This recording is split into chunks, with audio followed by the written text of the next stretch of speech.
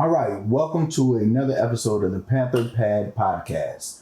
I'm General Mike Payne, General of the Original Black Panthers of VA, and I have Queen Lola Truitt with me.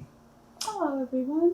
Today we have kind of a sad story, Very a few sad melancholy. stories to talk about, and there's been a nice number of our black men. And have we heard of any women? We had Gloria Bambo in Texas. So we've had our men and women being hanged supposedly by themselves. Suicide. They're saying it's suicide. Now let's be clear here. Us as black people, I'm not going to say we don't commit suicide because that would be false. But one way we typically don't do it is by hanging ourselves. That's something that is just, we don't do. And I want to speak about a story where this brother's sister said that her brother was 6'3" and was strapped to a tree that was about 4 feet. He was tied up with an HDMI cord, and the knot was extremely tight. And they're trying to say that was a suicide. But we know that this is really a hard subject, but we have to talk about it. Absolutely. It's like they always try to protect their own in these situations, and I'm just going to be real. When you say they, who is they? Law enforcement. A lot of people think that the Klan went away. No, they just took the white robes off and put on a badge and a blue shirt. And they continue to lynch our young men and women. And they just continue to get away with it by just ruling it as a suicide. It's only listed as a homicide if it's things they cannot explain away. Like you were talking about it earlier, the brother in California who had the damaged teeth. Right. And he had a broke jaw. Bruises to his face, missing teeth, things of that nature. And then, of course, the hanging. But you don't just bruise your own face. You don't knock your own teeth out. I mean, these are things that don't just happen. Exactly. It doesn't happen, from the hanging. So, to me, it also seems like it's a lack of detective work. They're not exploring the case, of course. But it's intentional. Or they're protecting whoever's doing it. And these are the problems we're having. As you said, the Klan hasn't just disappeared. No, they've, they wear the black robes. Some of them are judges. Some of them are lawyers. Some of them are police. Some of them are doctors. Some of them are your dentists.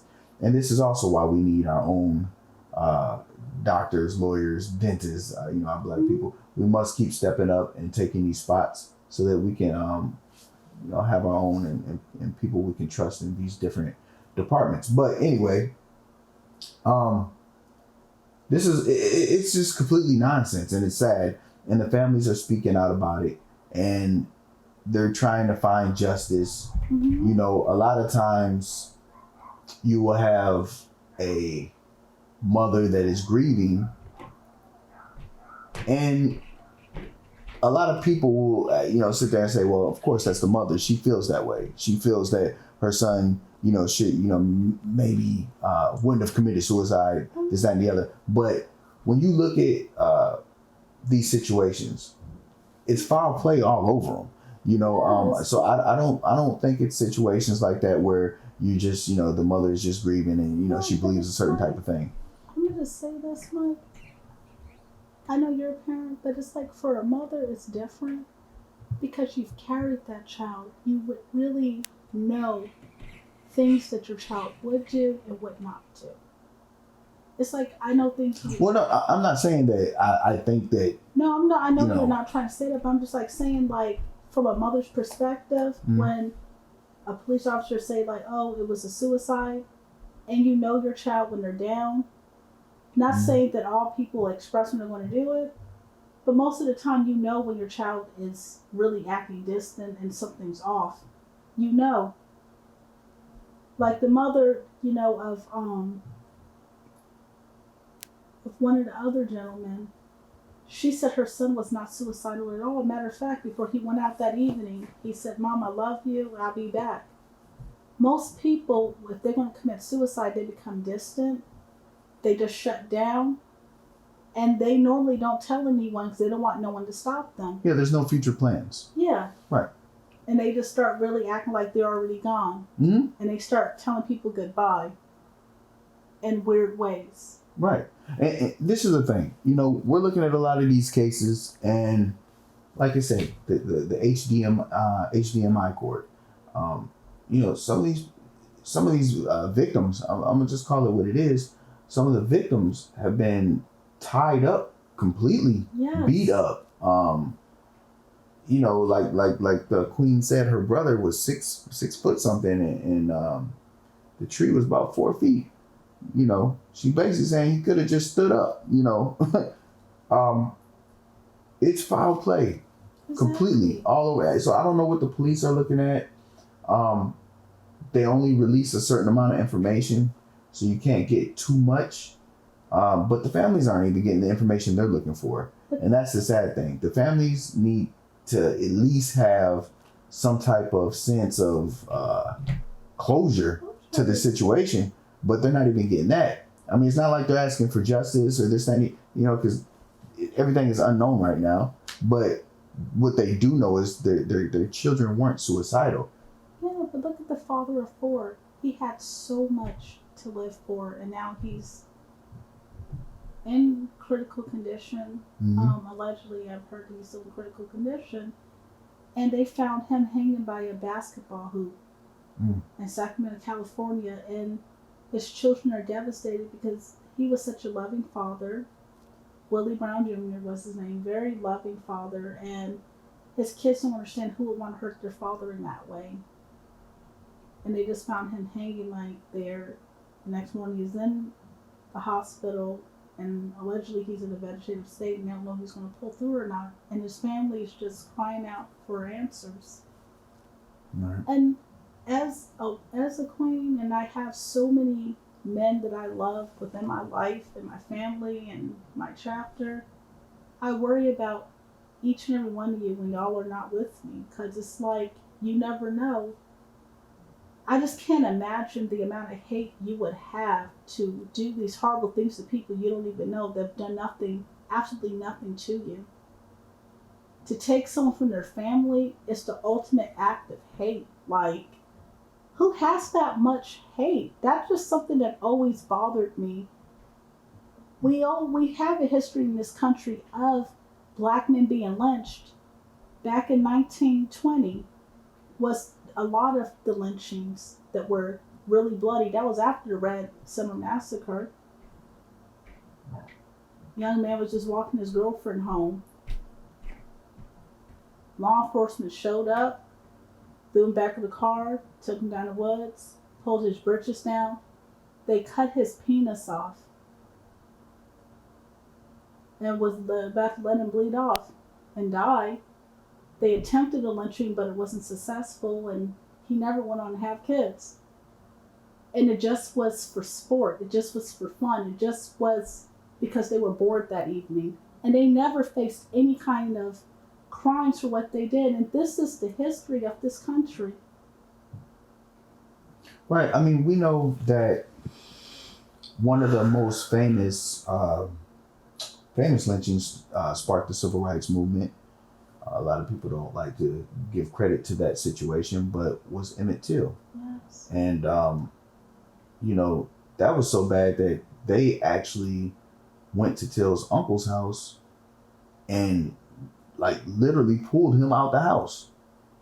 Just took him from the house. But they were afraid to do anything to stop them. It's like this. Oh, I get that. Yeah. No, I don't blame his. They took him out of his bed. Right. And brought him all the way out to some, woodsy spot by the river, did horrific things to him. Horrific things. So, and he was only 14. So, America has a history of doing these things. A lot of blood is on America's hands. And then what gets me is they always want to look at us and wonder why we don't stand for the national anthem, why we don't do this, why we don't do that, why we take a knee. We have a right to do whatever the hell we want to do. Exactly. I don't say pledge allegiance, and I tell my children. Until we get justice and we get some sort of human rights. Yeah. Fuck this country. We ain't got to do anything. Everybody's entitled to do what they feel they need to do, as far as how they want to represent and things of that nature. Because we have a lot of unsolved cases. Mm-hmm. We have a lot of things that are still going on. And the brother I was talking about that got tied up with the HDMI cord is Malcolm Harsh is his name. Victorville, California, he's from. So you said California? Yes. They had really a lot of black men in Sacramento around that area mm-hmm. that were lynched around the same time. Some were 2 weeks after each other. Right. And that's crazy how they're trying to list all these allegedly as suicides. Yeah. Except for the one that they're trying to make they're still fighting to make that a homicide. Yeah. So this is the thing. This is why I say self-defense, learning to defend yourself is really important. And staying armed. Yes. Stay armed. Yes. Like I said, I'd rather be judged by 12 than carried by 6. Exactly. Don't worry about, prison and the sentence. Stay alive. Exactly. Stay alive first, because I'm gonna let you know, and I tell this to a lot of people. We are hunted. Yes. People are killing us, and whether that's the police, whether it's racist, whether it's white supremacists, whether it's our own, we are diminishing greatly, and we need to really stay on point and protect ourselves. Like I said, by any means necessary. Like I said in the last podcast, stop having all this damn fun. Mm-hmm. We having too much fun. We need to soldier up, and we need to keep our head on a swivel. Don't be drunk and high out your damn mind. Exactly. Keep your mind straight. And also, if you have someone acting aggressive towards you, yeah, pay attention to that and diffuse the threat by any means necessary.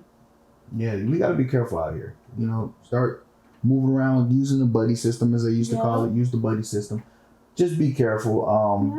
There's a lot going on. People are getting snatched up. And we have to look out for one another. Look out for the village. Look out for the queens. Look out for our kids. Yes. We have to look after each other. And I'm not just talking about the people you know. Look out for every black person you see. If you're at Walmart and you see a queen by herself, make sure she gets to her car. You ain't got to walk next to her. You ain't got to say nothing to her. Just watch. Make sure she gets there and get in your car and go or whatever. But be careful, okay? And all in all, that's all we got to say.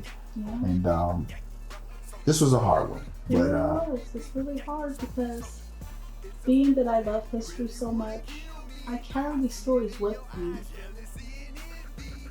So, we're going to wrap it up. Thank you for watching the Panther podcast. We appreciate you. Like, subscribe. And share. I always forget that. And share.